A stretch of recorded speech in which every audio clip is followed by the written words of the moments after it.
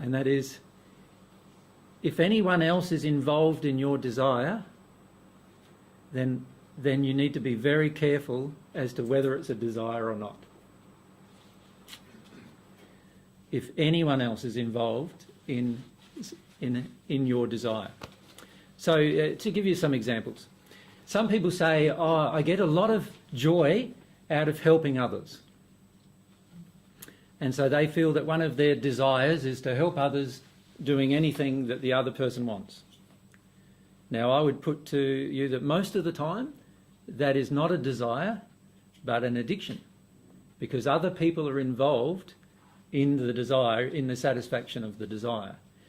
With all of our desires, it's rare to have other people involved in their satisfaction. So, for example, if you truly love somebody, you don't need the other person who you love to be involved in your desire. You only, if you really love them, you would love them whether they're involved in your desire or not. In other words, whether they love you back or not. You would love them. So if you only love a person when they love you back, then it's no longer a desire, right? It's no longer love either. It's an addiction of some kind. When you love truly, you can love a person without having them love you back. And if you love a person like that, it's highly likely they will respond to your love at some point in the future, but you don't have a demand that they respond to your love. So every time we have a demand involved in any of our desires, then it's no longer a desire, but an addiction. So for example, if I picked up the guitar and I demanded that all of you were quiet while I played a song, then that's an addiction, not a desire. Do you understand? If I picked up the guitar and just played the guitar because I enjoyed playing the guitar, and I felt some of you didn't like me playing the guitar, right? I would go to a place where either everyone did like me playing the guitar or nobody was there. And then I would play the guitar. In other words, a desire does not, whenever we have a desire, if we feel the feeling from others that they are not happy with our desire, we would then choose to exercise our desire where we can in a private space rather than in a public space. But we would still exercise our desire. With a true desire, you do not need anyone else to validate it, to make it worth your while. With a true desire. With a desire that's got some addictions mixed in it, you will definitely need other people to validate it or to make it worth your while. So for example, if I played the guitar only when other people were around who wanted me to play the guitar, then obviously it's not a true desire. But if I played the guitar by myself, or when other people are around, it didn't matter, and when other people were around, I could feel that they didn't want me to play, and so I would go and play by myself, then that is still a desire. Because with our desires, we are also very in tune with whether other people around us actually enjoy us doing our desire, the impact, in other words, that we have on other people around us.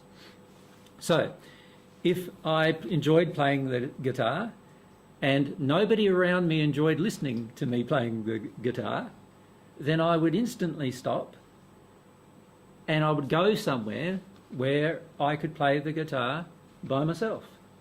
I would still exercise my desire, but not having an impact or an unloving impact on other people. Does that make sense?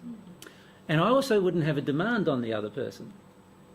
I would not demand that everyone has to listen, and I would not demand that everyone has to also give me a great big clap afterwards and say, isn't that fantastic, even though many of them thought that that's not true.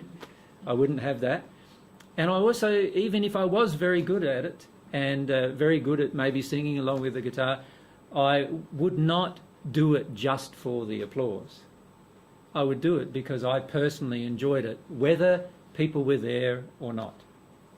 So what I see is the biggest problem that most people face with regard to their desires is they only do things that the people around them enjoy, and then they get a feeling of satisfaction because of the enjoyment that other people are experiencing because of what we do.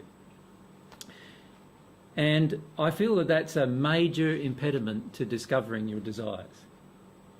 If you do things because it brings joy to others, then that would indicate that you're addicted at some point to others and the emotions they feel with regard to the desire that you're bringing or that you feel you have for yourself.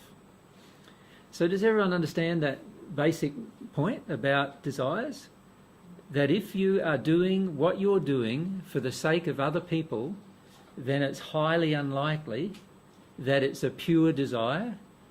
If it is a desire, it is definitely also incorporating addictions. So see if you still enjoy doing it when you're by yourself. So let's say some of you might enjoy playing a video game. Right?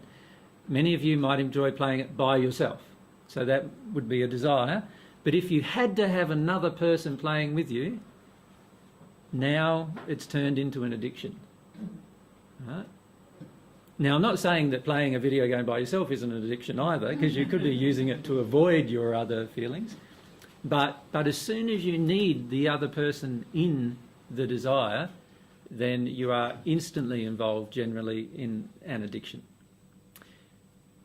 And it's amazing how many times most people think they're enjoying something, but you take away the other people out of the their enjoyment, and most people then don't feel like they can enjoy what they were doing before then.